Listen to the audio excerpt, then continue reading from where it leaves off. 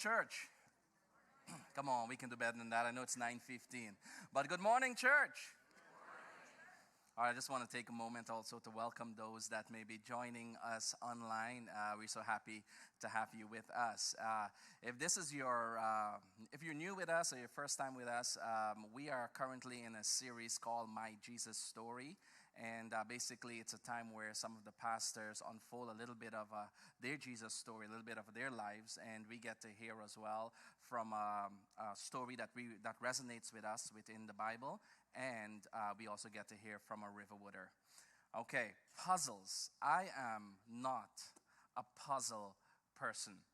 But often my kids would put together some puzzles, and it always starts the same. They unbox the box, they throw all the puzzle pieces on the ground, they then get the picture of what they have to put together, and then they begin to sort the pieces. Sometimes the pieces that are easier, they kind of put aside, they can see it clearly, and then they also have some difficult pieces that they also set aside. And some don't even look like they belong, but they also set them aside as well. And life sometimes feels like pieces in a puzzle. Some pieces making sense, and some pieces don't. Some pieces feel as though they don't fit together. And sometimes it feels as though you don't even have a picture to follow. But when I look at my childhood, I felt like God was putting together a puzzle that had some very complicated pieces. My childhood felt complicated. Now, my dad was my hero growing up. I mean, this guy was so faithful. Everything he said, he did, and that's one of the things that I loved my dad for. But there was a day that he decided to leave our home, our country, our family, leaving my mom to raise us on her own. Now, my mom was incredibly driven. She was the first person in our home, in her family, among her siblings, I should say, to finish high school and to go on to finish her degree in nursing. And then one day she looked around at the life we had in Guyana and decided, you know what? I want something better for my children. I want something better for my family. And so she eventually made a very difficult decision to move to a different country to work as a nurse, hoping that one day she would be able to bring us, her kids, with her. Now, that process took several years. Now, during that time, my sister Angelina and I moved in with our grandmother. Now, she was the only, at the time, practicing Christian that I knew. Living with my grandmother, it wasn't bad at all, but it was definitely different. Every morning, I would wake up hearing voices. At first, I thought someone was in the house, but then I realized it was my grandmother spending time praying to God and reading this gigantic Bible. Now, once I figured that out, I could usually roll over and go back to sleep. But before long, another familiar sound would wake me up. And it's a smell as well. It's the smell of fresh baked bread just drifting through the house. That was her routine: praying, reading her Bible, making us breakfast, ironing our school uniforms, and then sending us off to school. Now, Saturdays was filled with chores, and I wouldn't even get into that, before we were allowed to play with friends. And then there's Sundays. Sundays were for church. Along with her routine, that was something else that had left a deep impression on me. It was her incredible generosity. I remember overhearing her speak to someone in the family saying, "Oh man, I only have $20 left in the bank account." Well, actually, it wasn't a bank account. It was more likely her socks, right? She put all her money in her socks. And the next morning after breakfast, she had called me and handed to me that very same $20. I honestly can't remember what it was for. I think it was a school function. But what I remember is that it was all she had. And I watched her do things like this over and over again to so many different peoples, even strangers. Her generosity was rooted in this simple belief: God will provide. I often wonder why that memory stayed with me. Was it because my dad left? Was it because my mom wasn't physically present with us at that time? Was it because I was carrying feelings of rejection, anger, betrayal that were far too complicated for a young boy to understand? Well, maybe. But I remember when grandma gave me that $20, I definitely felt loved. Now, as a child, I knew my grandmother was a Christian. I knew she lived a life of prayer, spiritual discipline, incredible generosity, and unwavering faith in God. But if I'm honest, none of these things really resonated with me as a child because that really didn't inconvenience me in any way. But something did, and it was her non-negotiable. She loved her First Baptist church. I mean, even today, she faithfully attends the same church for over 60 years. Every Sunday morning, after her usual routine, she would wake me and my sister up, get us dressed, and take us to church. There was only one problem. Sunday mornings were when all the best cartoons were on, right? Popeye the Sailor Man, right? The guy who eats the spinach, the Care Bears. The Adventures of Gummy Bears, bouncing there and everywhere, the Adventures, the Animaniacs, I should say, and then Captain Planet and the Planeteers. Captain Planet, he is a hero. All right, anyway, takes me back. Our cousins would spend the whole week talking about them, and we had no idea what they were talking about because we were always at church.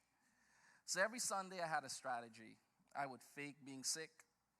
I would make up some excuse. Sometimes I just pretend to be dead. At times I would even get on my knees, put my two hands together like I'm praying, and say, please, Granny, please, let's stay home today. But none of it worked. My grandmother had one simple rule. Unless you're in the hospital or dead, you're going to church.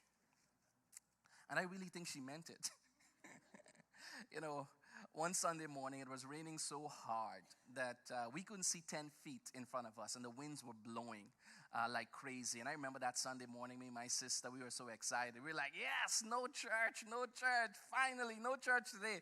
We get to see some cartoons. Now, we celebrated too soon. Because we came downstairs and find Grandma dressed in her Sunday best, waiting besides the door with 2 garbage bags with holes cut out for our heads, a couple of umbrellas, and our rain boots. We didn't own a car. Taking a taxi wasn't even an option. My grandmother walked everywhere, so off we went, marching through what felt like a hurricane. As a child, I was convinced we were risking our lives just to get to church. But somewhere in the middle of that storm, it hit me. Church was a non-negotiable. I had mixed feelings about the church, though. The adult service, man, that was like torture. Especially on Sundays. Some Sundays she would want us to sit through it, and you couldn't fall asleep or else you get a sharp elbow to the ribs. And somehow, it felt like even the people on the stage knew we were sleeping. We got some serious glares. But I loved Sunday school. There were a few adults who honestly scared me. Also, they never smiled, always looked serious, and talked like they're barking at you. But there were also a few people that were like angels. One of those people was my grandmother's best friend, Miss Chung. Years later, I found out that she was actually the sister of the president of our country at that time. But to me, she was simply one of the most kindest person that I've ever met.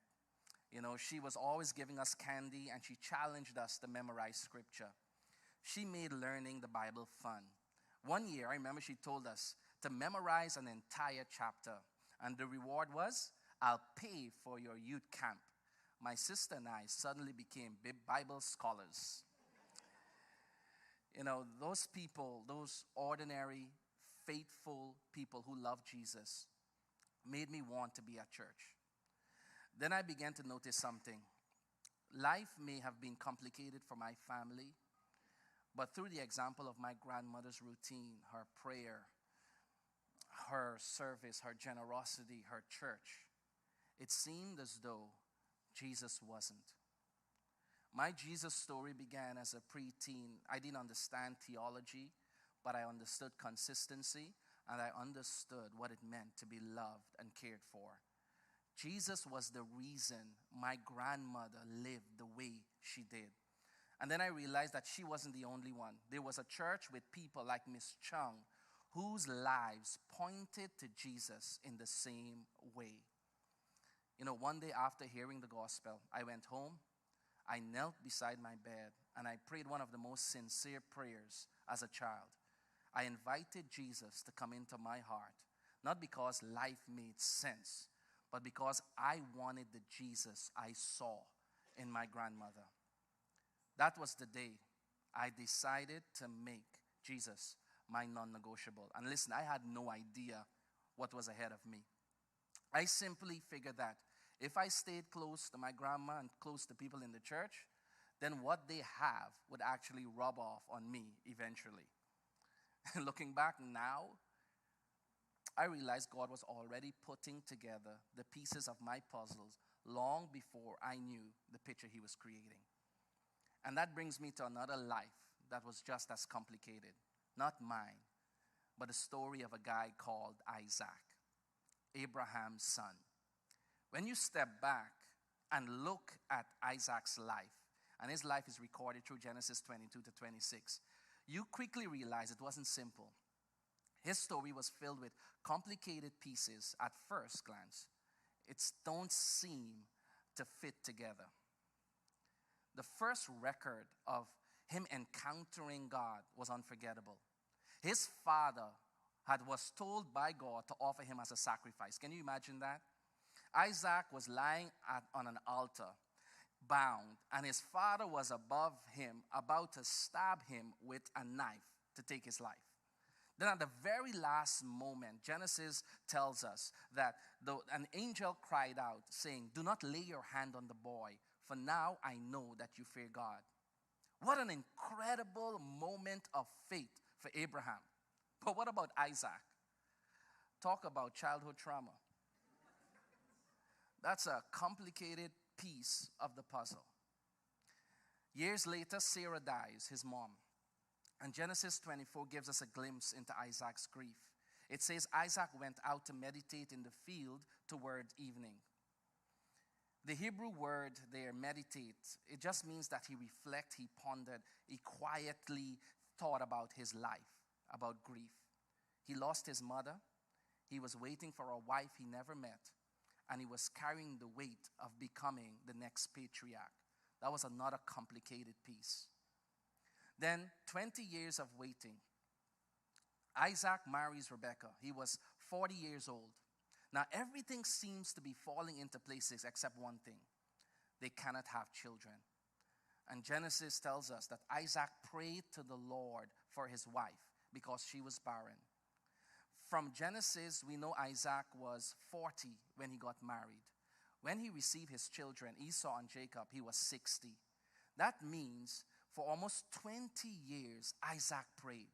20 years of asking, 20 years of hoping, 20 years of wondering. God finally answered. But not until Isaac is 60 years old. That's another difficult piece of the puzzle. And then when we get to Genesis 26, it opens with another crisis. There's actually a famine in the land. Now, food is scarce, resources are disappearing.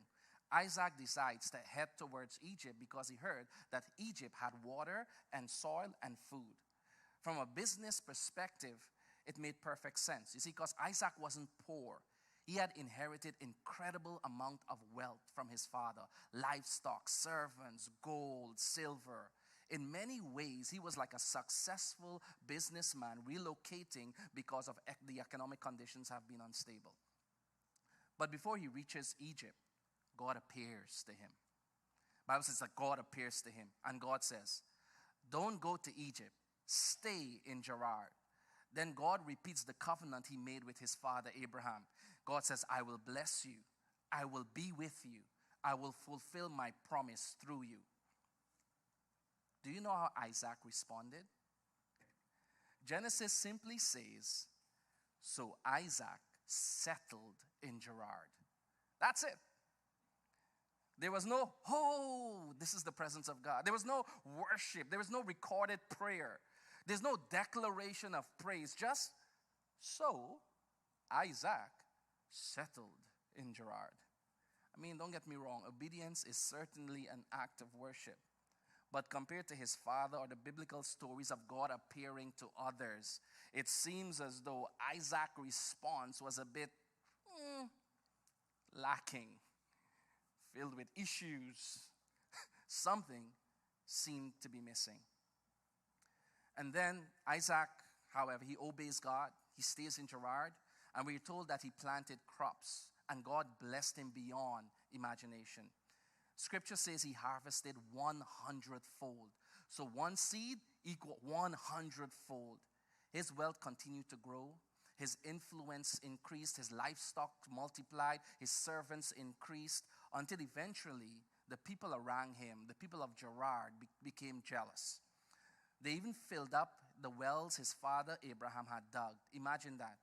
They weren't just taking his water. They were trying to erase his family's legacy. Finally, the king of Gerar came up to Isaac and said, hey, dude, move away from us because you've become too powerful. Can you imagine hearing these words? After investing, after having so many connections, leave. We don't want you here. For Isaac, that's like stirring up old wounds. His life had been filled with moving. Always the outsider, always the foreigner, always trying to find a place to belong. So he leaves, heartbroken. Later, when Abimelech came to make peace, Isaac said to him, and this was later in the story, he said, why have you come to me since you hate me and sent me away? Those words aren't the words of an angry man. They are the words of a wounded man. Another painful peace. And then Isaac, after moving from Gerar, he settled in the valley of Gerar and he began digging wells. Finally, water, hope, a fresh start. Then the local herdsmen showed up and said, hey, you may have dug the hole, but our water is our water. And so Isaac named that well Esek, meaning contention. He doesn't fight them. He simply moves on and digs another well. And guess what? The same thing happened at the second well. Another argument, another dispute. So he named it Sitna, which means hostility. Again, he refuses to fight. He simply keeps moving. He refused to make contention and hostility his dwelling place. And then, finally, Isaac digs one more well. This time, no one argues. No one fights him. No one claims the water. So he names it Rehoboth, saying, in Genesis 26:22, he says, now the Lord has made room for us, and we shall be fruitful in the land. Finally, the puzzle seems to be coming together. No famine, no conflict, no enemies. He has wealth, now influence to grow, lands, servants, and security. Everything we think we would want, everything we would assume that would satisfy us, Isaac had. And then come one of the most surprising verses in this chapter. It says in Genesis 26:23, from there, he went up to Beersheba. Every time I read this verse, I find myself asking the same question. Why? Why leave? I mean, you finally have peace. You finally have room. You finally have everything you've been striving for. Why are you moving from Rehoboth? You know, if you asked me as a child, after I knelt beside my bed and invited Jesus into my life, you said, Dunstan, what is your Rehoboth? What does that look like? I probably would have told you, I just wanted to have what my grandmother has. I want what I see in Miss Chung. I want that kind of faith. Because my childhood brain didn't think that that was possible. But as an adult, my picture of Rehoboth changed many times. About 6 years ago, I found myself sitting at home without a job, reflecting on 17 years of ministry. You see, I had served 12 years as a young adults pastor at one church, and then experienced a lot of contention. And I knew I couldn't remain in that environment, so I moved. In fact, I said, God, thank you so much for the years of service that I have. Here is my check-in, my resignation card for ministry. Let me go somewhere else. But God then opened another door. And after 5 years, I served faithfully and then also began to encounter a season of hostility. Again, I realized I couldn't stay. Now, I love both of those churches. And when I say I could not stay, literally it was God who had to intervene to take me out of that place. Now, one day, while I was in my basement, praying and talking to God, He brought the story of Isaac to me. As I reflected on his journey, I found myself praying, my God, I'm so tired of moving, tired of not being able to do what you put in my heart to do.